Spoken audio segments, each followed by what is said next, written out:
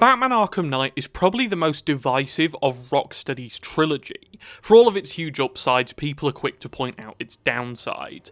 But this is a Rocksteady game, so it has all the love and attention that every one of their games does. Yes, even that one. So join me as we take a look at some of Arkham Knight's coolest, most well-hidden, and most unimportant facts. Some of these facts were provided to me by Ranger and Luis, two good friends of the channel whose links you can find down below. Huge shout out to them for discovering some of the smaller, more hidden facts in this video. And before we get to the facts, hit the subscribe button if you learned something. We are so close to 20k and that is unbelievable. Also, if you like the video, like it. It does genuinely help out a ton and would mean the world. Anyway, with that out of the way, let's get right into the video.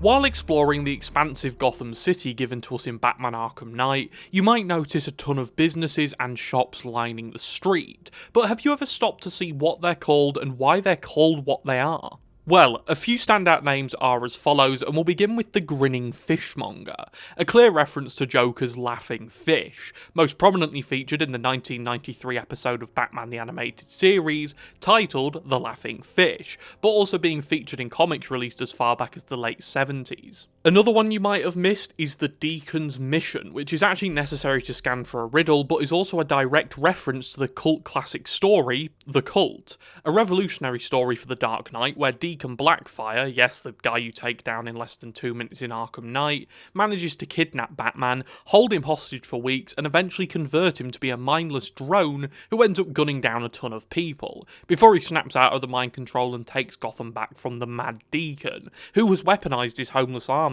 into a militia of sorts. I know that sounds obscene, but it's a must-read for any Batman fan, and it's nice to see it get a bit of love here. Zatanna is a magic shop in Gotham City, obviously a reference to Zatanna Zatara, the supernatural sorceress, who many of you will be familiar with. There's also the Royal Flush Gang poker tables, again, a cut-and-dry reference to the namesake crime syndicate, the Royal Flush Gang, who many of you will be familiar with from shows like Justice League Unlimited and Batman Beyond. There's also a shop called Jackanapes, which isn't a direct call out to anything, but I'd like to think it's a reference to Jack Napier, one of the Joker's more famous alternate identities, most famously used in Batman 1989 and Sean Murphy's Batman the White Knight. There's also Quilt's Laundromat, which is a reference to Crazy Quilt, Batman's most dangerous foe. The sign even mentions their quote-unquote crazy prices, which is a nice little Easter egg. And finally, my personal favourite is a shop called the Music Meisters, which is obviously a nod to Music Meister, who you Batman the Brave and the Bold fans might be familiar with from the episode where he takes control over a UN satellite. There's a ton more of these little shops and businesses throughout the streets of Gotham, so let me know if you've spotted any more down below as we move on to our next fact.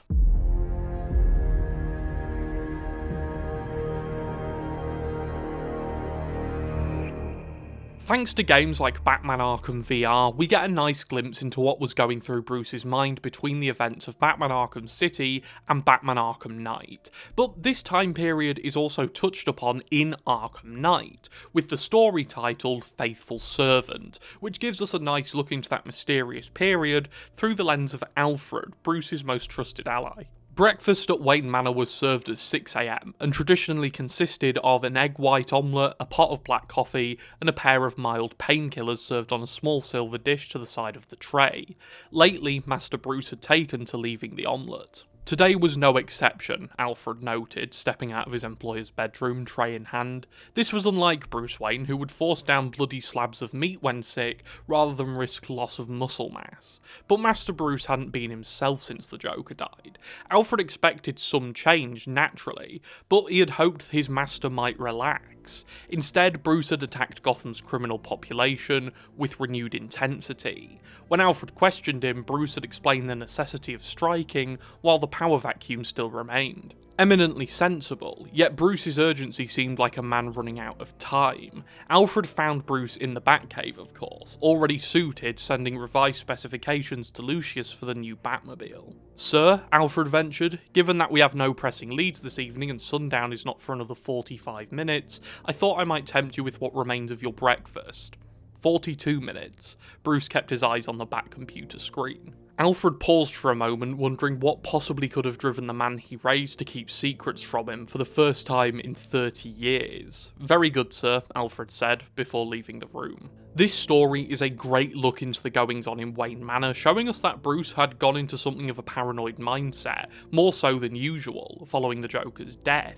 It also shows us that the relationship between the pair had been strained, and Bruce was now running off of black coffee and painkillers to get through his days as Batman. I actually think this story is so cool. I love seeing this side of these characters, and it reminds me of Arkham Origins, the last time we saw Bruce and Alfred's relationship become strained because of Batman.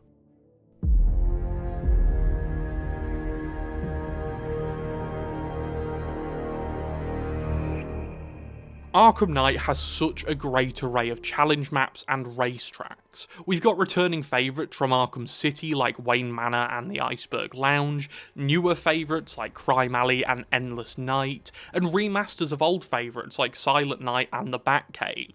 But have you ever wanted more destruction? Well, thanks to the cutting room floor, we know about a cut challenge map involving the Joker called $1 Million Mayhem. Now, although we don't know the exact ideas that went into this challenge, we do know the core elements of it. This map would involve the Joker in the Batmobile, similar to the ending of Arkham Knight, where we see the Joker drive the Jokermobile and take down a load of thugs. This challenge, however, would see Joker causing as much property damage as possible within Gotham City. The challenge description reads, "Cause as much mayhem as possible within 5 minutes and send the bill to Wayne Enterprises." And the 3 goals for the challenge are as follows. Goal 1 would see the player cause $250,000 worth of damage, Goal 2 would be $500,000 worth of damage, and Goal 3 would be $1 million worth of damage. In the game files, we also have something simply titled Wayne Tech Nuke, which we can assume would have been used here. The model is there and can be seen in Blender, but no official use case for this gadget has ever been found. Would you have enjoyed $1 Million Mayhem? I personally know I would have. This actually sounds so fun, especially if they made a portion of the city be fully destructible for it.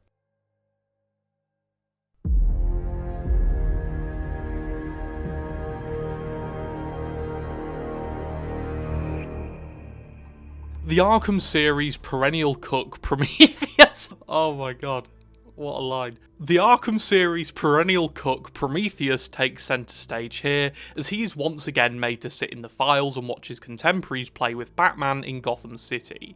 See, while in Greek mythology Prometheus showed fire to the humans, in the Arkham series he withholds the possibly fire writing, and unlike his namesake, Prometheus doesn't have the foresight to show up in the series in any meaningful way. In the files, there are remnants of naming conventions showing us that Prometheus was originally planned for the Season of Infamy DLC alongside Black Mask. Although Black Mask would be repurposed for the Red Hood DLC pack, Prometheus just doesn't show up. We all know Prometheus as the guy who seemingly couldn't make it into an Arkham game to save his life, and whereas the real Prometheus was punished by having his regrowing liver torn out every day for eternity, in the Arkhamverse he flips the dynamic on its head, and punishes us by being an eternal Easter egg. But this time, he doesn't even make it into the game in a physical way. He literally only appears in the files. It's honestly quite sad, but I think if he was ever going to appear, it should have been in Arkham Knight. Given the role the GCPD plays in this game and the precinct acting as something of a hub for the player in the game, I think this would have been perfect.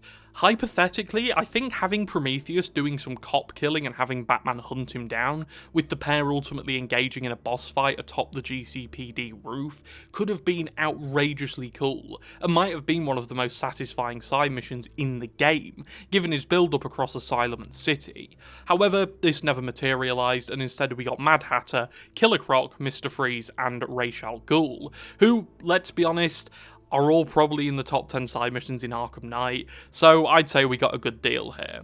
Let me know if you'd have liked to see Prometheus in Arkham Knight and how you'd have written him into the game, because I think there's a few really cool ways this could have been done. Anyway, let's get on to the next fact.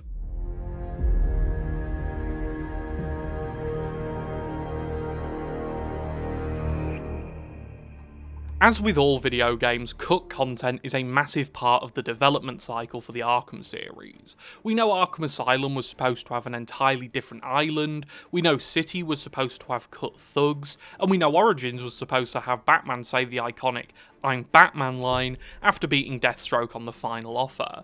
But did you know Batman Arkham Knight also had a ton of cut content? Here though we'll be focusing on two different types of cut enemies. The first is the Armoured Militia Commander. These heavily armoured soldiers would have probably been an alternate design for the checkpoint commanders you could take down across the Own the Road side mission in Arkham Knight, and I imagine they would have also had to be stunned and beaten down, perhaps even multiple times to be finally taken out. A bit like the Armoured Brutes in Arkham Origins. The model for the Armoured Commander is actually in the game files and we can see what he would have looked like. Personally, I love this design a lot and think it's one of the more unique militia designs. The other cut enemy type we know of is the Suicide Pursuit Drone. This vehicle would have presumably been exactly what it says on the tin, a drone made to pursue the Batmobile and blow up on impact, thus giving it the name, the Suicide Pursuit Drone. Not much is known regarding its application in gameplay, or even how Batman would have dealt with this vehicular threat, but the fact we have a model for it in the game files is pretty telling of how far this little machine made it into development before ultimately being cut from the final product.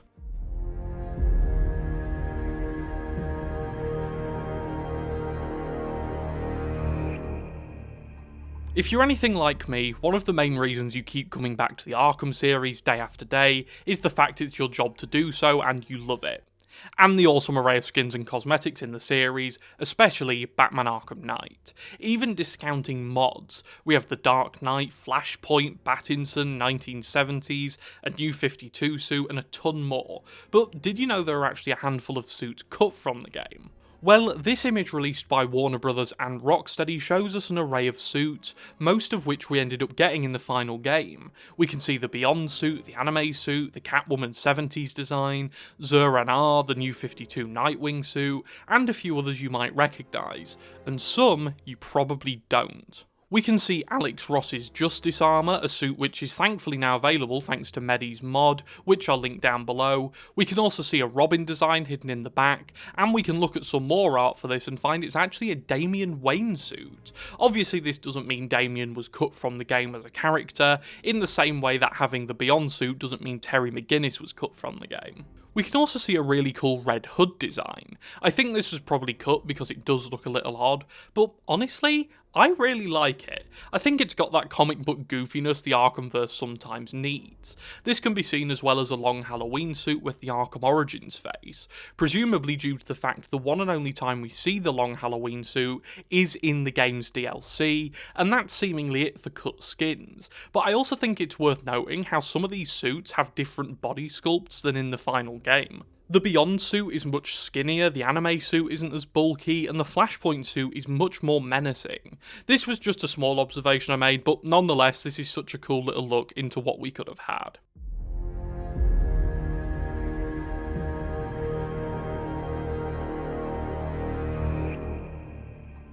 Bane, the series' most confusing character.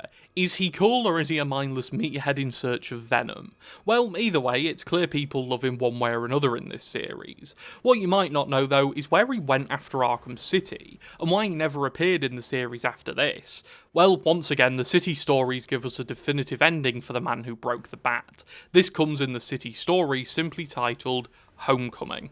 254 days, 17 hours, and 9 minutes. It seemed like a lifetime, yet he still hungered, every waking moment a test of will. He'd never truly be set free from the cravings, but at least now he'd made a means to channel all that pain into something productive, something worthwhile. He'd returned to Santa Prisca broken and desperate, still reeling from his run-in with Batman in Arkham City. He was searching for solace, a fresh start, a means of making the nightmare stop. When he arrived in the slums of his homeland and found a young boy bleeding out from a gunshot wound in the street, mother wailing by his side, Bane realised what had really drawn him back there. Beneath the veneer of luxury resorts and spas, Santa Prisca was a hotbed of corruption, ruled by vicious cartels, drug lords armed up on venom, all embroiled in a bloody turf war that had claimed countless innocent lives. Bane started from the bottom and had worked his way up. Now, as the sun bled out over the horizon, he admired the fruit of his labour. 12 severed heads lined up on the beach in various states of decay. The 12 most powerful drug lords on the island. His work was almost done, but just one target remained. Peña Dura, the stone fortress in which he'd been born, raised, and forever corrupted. It was time to tear it all down. I love this story. It might be one of my favourite stories in the whole franchise simply because of how much it does to make Bane a more three-dimensional character. Obviously he gets so much love in Origins, but outside of that he's kind of boring. So to have this really humanised Bane as someone who wants to fight back against his venom addiction and the oppression in his homeland is just so cool. And it really reminds me of One Bad Day Bane, which I'd recommend any Bane fan to read. Anyway, let's move on to the final segment, a new segment for the fact videos called Quickfire Factorangs.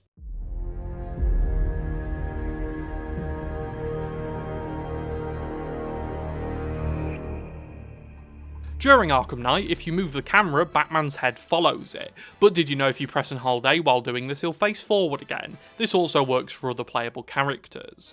Also, Batman will actually point to an enemy when activating a dual team takedown. He'll throw them and then very quickly point them out to his ally in the fight. A small but pretty cool feature not many people know about. This is a fun one too. When calling the Batmobile, if you wiggle the right stick before pressing the left bumper in to call it, this will activate a cinematic camera which you can't normally activate. Does it matter? Absolutely not. Will you ever use it? Probably not, but it is pretty cool. Finally, did you know Batman was originally supposed to have a gas mask in the game, and the original suit for the game was titled the Chem Suit? Not much is known about how this would have worked, and this obviously was written out of the game by explaining that Scarecrow's new gas would get through gas masks, but alas, it's a fun little pre-release fact. And that brings us to the end of the video.